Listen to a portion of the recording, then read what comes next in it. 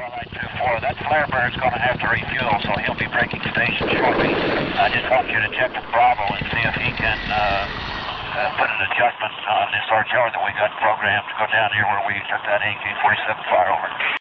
Every 80 years, nations often experience colossal events. There are different theories about the cycle, for example. The fourth turning theory focuses on the cyclical strengths of institutions versus individuals. Others surmise that 4 generations after a major crisis, there are no more older people to warn the society, and the younger people take peace and prosperity for granted. Well, exactly 80 years ago, America was mired in the Great Depression, and World War II was about to begin. Yet predictably, most Americans and Europeans now cannot even fathom such scenarios repeating in their lifetime. There are 2 major catalysts that can ignite catastrophic wars in the next decade: the debt-based economic crisis in the West and the great power rivalries. That is to say, the US and EU representing the globalists versus Russia and China.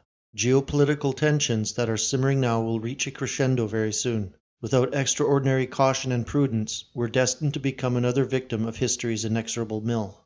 The US is poised to become the world's second economy in the next few years. China will be number 1 before 2026. So what does China's rise mean to Western corporations and the globalists who control them? Loss of power and wealth. And that's something the globalists are not going to just let happen. There's more to China's rise than just GDP, however. In late 2017, US News and World Report ranked China's Tsinghua University as number 1 for computer science and engineering, dethroning MIT. In high-tech areas such as 5G, driverless vehicles, electric vehicles, passenger drones, 3D printing, artificial intelligence, supercomputers, quantum computing, and numerous other fields, China is now number 1 or 2. Throughout history, an established power has never passively watched a rising power take its spot. As Harvard professor Graham T. Allison pointed out, 75% of the time, the established power goes to outright war with the rising one.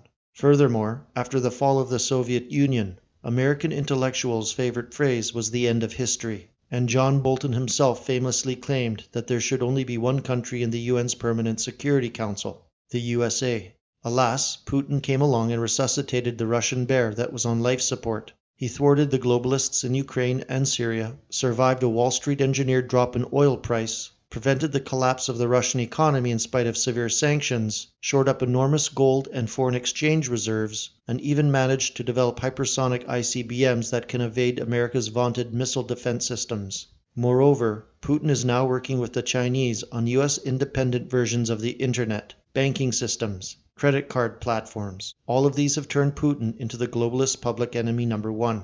In the 1960s, the CIA came up with all sorts of false flag attacks to blame Russia.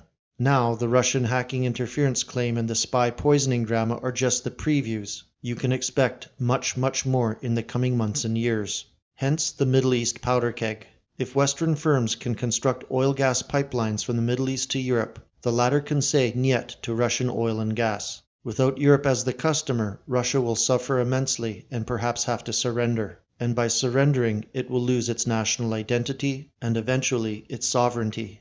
Controlling the Middle East also means controlling the land and sea routes of China's Belt and Road Initiative. A few moderate rebels in strategic locations can greatly disrupt China's Europe-bound trains. This is why Syria and Iran are so important to all sides of the geopolitical struggle. With neocons and pro-Israel warmongers filling up Trump's cabinet, a war in Iran is more likely than ever before, which will most definitely draw Russia and possibly China into the conflict.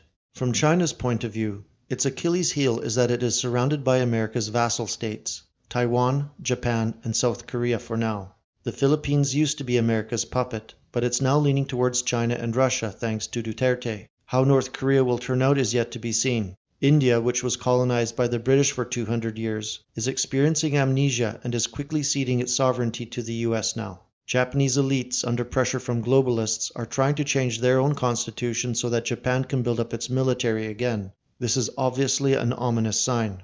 Thus globalists and their liberal proxy states in the West have a lot of alternative options to wage war against China.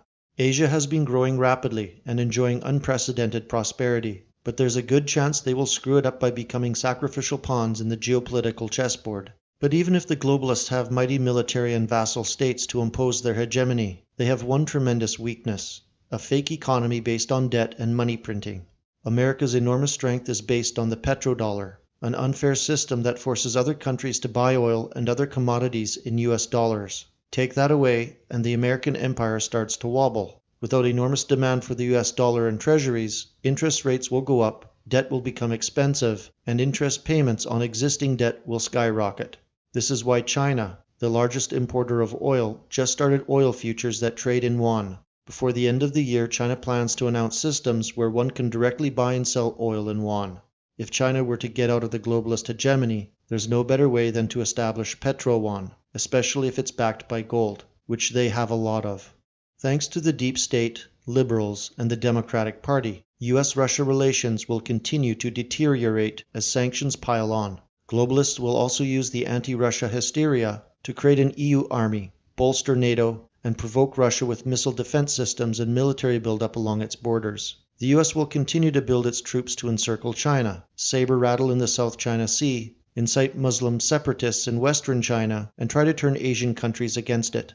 There will be an endless economic, propaganda, and hybrid war both against Russia and China in the coming years. Americans, and sadly most Europeans now as well, are ignorant about geopolitics and are easily swayed by propaganda and programmed to accept wild stories without demanding proof or evidence.